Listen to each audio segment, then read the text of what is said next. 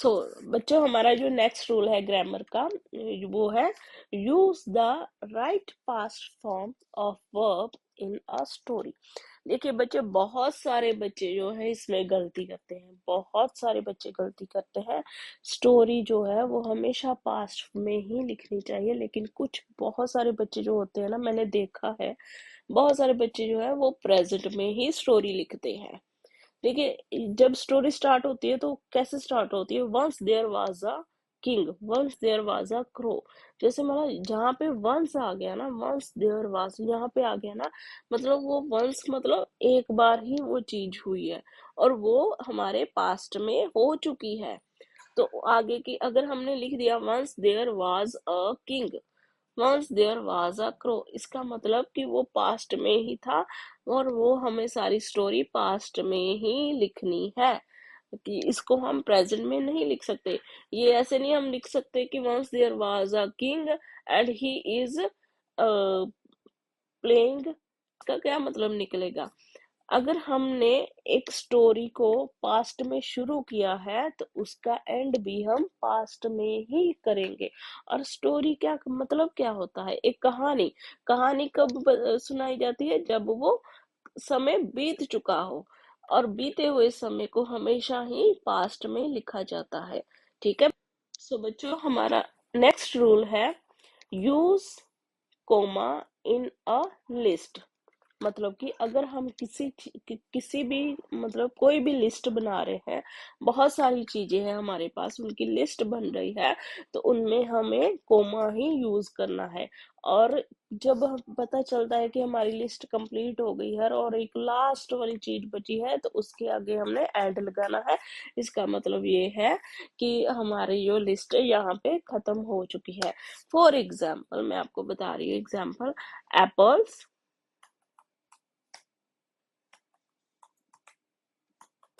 bananas, oranges,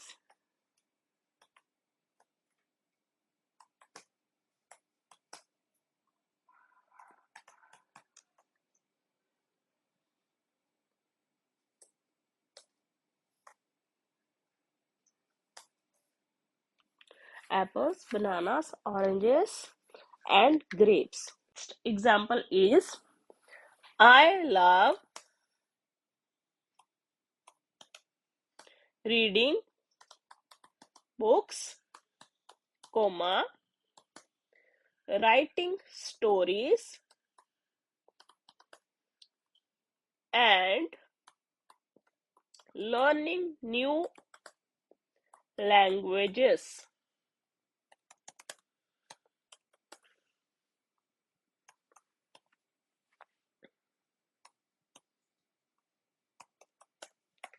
ठीक है बच्चों, अगर मान लीजिए कि मैं आई लव रीडिंग बुक्स लिखा है, उसके आगे कोमा हटा दूं, ठीक है, और राइटिंग स्टोरीज के आगे का एंड हटा दूं, तो मुझे बताइए कि इसका कोई सेंस निकल रहा है? नहीं निकल रहा है ना। कि जैसे आ रहा है सीधा I love reading books, writing stories, learning new languages. क्या समझ आ रहा है? नहीं आ रहा ना। तो जैसे कि बुक्स के आगे मैंने कोमा लगाया, स्टोरीज के आगे मैंने एंड लगा दिया, और ये बन गया एक कंप्लीट सेंटेंस और कंप्लीट लिस्ट जो मुझे पसंद है करना। मुझे पसंद है बुक्स पढ़ना, स्टोरीज लिखना एंड नई नई लैंग्वेजेस सीखना। ठीक है, चलिए बढ़ते हैं हम। सो बच्चों, हमारा जो नेक्स्ट रूल है वो है use simple present tense for habitual actions. अब हैप्चुअल एक्शंस क्या होते हैं? हैप्चुअल एक्शंस वो होते हैं जो काम हम अपनी रोजाना जिंदगी में हर रोज करते हैं। ठीक है, जो एक तरह का हमारी जिंदगी का, हमारे जीवन का नियम बने हुए हैं कि ये काम हमने रोज करना ही करना है, उनको हम बोलते हैं हैप्चुअल एक्शंस। और सिंपल प्रेजेंट का क्या मतलब है? सिंपल प्रेजेंट टेंस का क्या मतलब है? सिंपल प्रेजेंट टेंस, ये टेंसेस होते हैं हमारे, उसमें सबसे पहले आता है सिंपल प्रेजेंट टेंस। और सिंपल प्रेजेंट टेंस के कुछ रूल्स होते हैं। इन्होंने कहा है कि जो काम हम डेली जिंदगी में, डेली रोजाना जिंदगी में करते हैं, उनको, जैसे कि हैबिचुअल एक्शन, जैसे जो हम काम रोज करते हैं, उनमें हमेशा प्रेजेंट टेंस ही यूज होता है, सिंपल प्रेजेंट टेंस ही यूज होता है। उसके कुछ रूल्स है, जैसे कि उसमें जो हमारी वर्ब की फॉर्म है वो फर्स्ट लगेगी, फर्स्ट फॉर्म ऑफ वर्ब लगेगी, और उसके साथ एस और ई एस लगेगा। इसमें भी जैसे अगर हम प्लूरल की बात कर रहे हैं, आई, यू, दे, वी, अगर प्लूरल की बात कर रहे हैं तो सिर्फ सिंगल फर्स्ट फॉर्म आएगी, वर्ब की फर्स्ट फॉर्म आएगी, उसके साथ एस और यस नहीं आएगा। ठीक है। और अगर हम सिंगुलर की बात कर रहे हैं, किसी सिंगल पर्सन की बात कर रहे हैं, सिंगल चीज की बात कर रहे हैं, उसके साथ एस और ई एस आएगा। ठीक है। चलिए एग्जाम्पल देखते हैं। Mother cooks food. Next example is I teach English.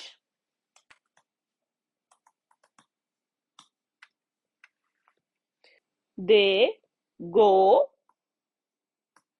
to school.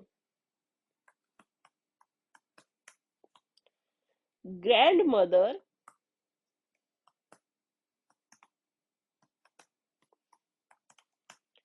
goes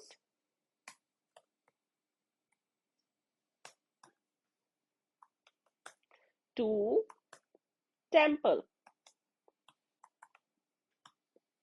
देखिए बच्चों, जैसे हमारा फर्स्ट सेंटेंस है mother कुक्स food.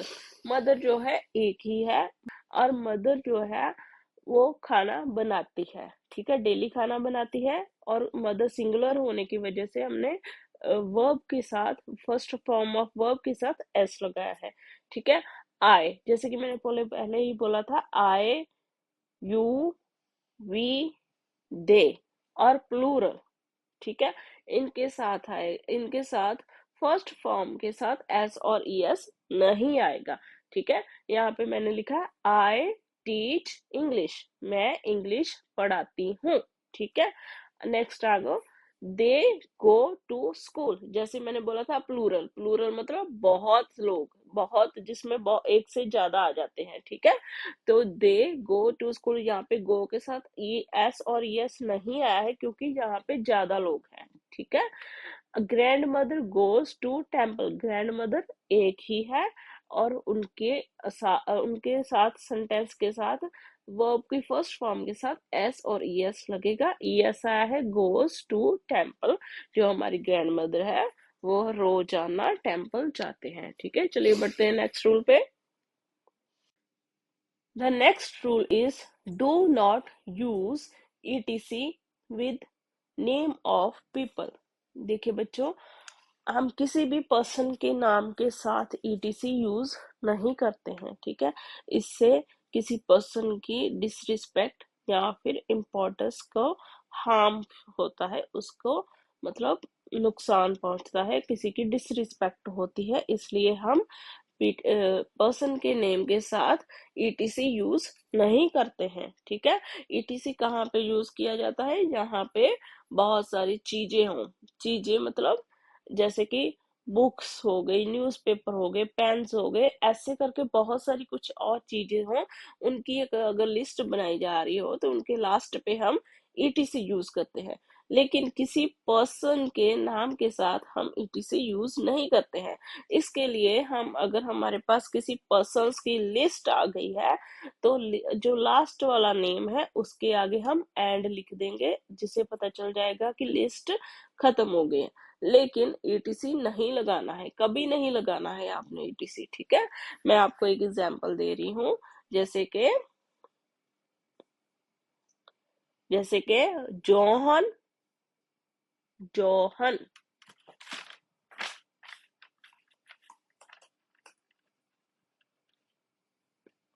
Mohan, comma, Mohan, and Rohit. ठीक है बच्चों। आगे जैसे कि जोहन मोहन एंड रोहित लिखा है, तो अगर मैं रोहित के आगे ईटीसी लगाती हूँ तो इससे उनकी डिसरिस्पेक्ट होगी। अगर किसी के, अगर हमारे पास लिस्ट आ रही है किसी पर्सन के नाम की, तो इसका मतलब यही होगा ना कि वो पर्सन वैल्यू रखते हैं। ठीक है, तो उनकी ईटीसी लगाने से उनकी डिसरिस्पेक्ट होगी। अगर हम एंड लगा देंगे तो हमें पता चल जाएगा कि हमारी लिस्ट इतनी ही थी, यहाँ पे खत्म हो गई है यहाँ पे, इसलिए हमने एंड लगा दिया है। सो ये हमेशा याद रखना, किसी भी पर्सन्स की लिस्ट आए तो वहां पे ईटीसी बिल्कुल भी यूज नहीं करना है। ओके, सो हमारा आज का जो लास्ट रूल है वो है use apostrophe only for possessive nouns। अब आपको मैं बताऊं कि possessive nouns क्या होते हैं। possessive nouns वो होते हैं जहाँ पे बिल्कुल हम फोर्स देके लिखते हैं, जिससे हमें ये पता चलता है कि ये चीज इस पर्सन को या इस चीज को बिलोंग करती है। ठीक है, for example this is cats toy, मतलब जो टॉय है वो कैट का है। अपोस्ट्रोफ का मतलब ये हो गया। नेक्स्ट है